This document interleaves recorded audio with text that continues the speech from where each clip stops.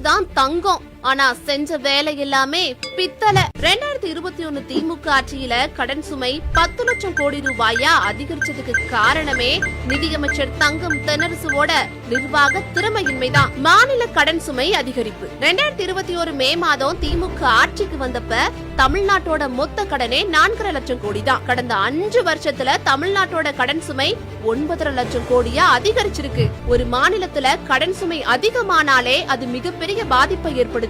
வரி வருமானம் எல்லாமே கடனுக்கான வட்டி கட்டவே சரியா போயிரும். புதிய வேலை வாய்ப்புகள் திட்டங்களுக்கு நிதி ஒதுக்க முடியாத நிலை ஏற்படும். கல்வி, சுகாதாரம் மற்றும் சமூக நலத்திட்டங்களுக்கு நிதி ஒதுக்க முடியாத நிலை ஏற்படுங்கிறது ரொம்ப உறுதி. சும்மாவே கடன் சுமையால தத்தளிக்கிற தமிழ்நாடு பெருவெள்ளம் பேரிடர் காலத்துல நிதி இல்லாம ரொம்பவே பலவீனம் அடையும். இதுக்கெல்லாம் காரணம் தங்கம் தென்னரசோட நிதி நிர்வாக சீர்கேடுதான். சரி, கடன் வாங்கின பணம் எல்லாம் எங்க போச்சு?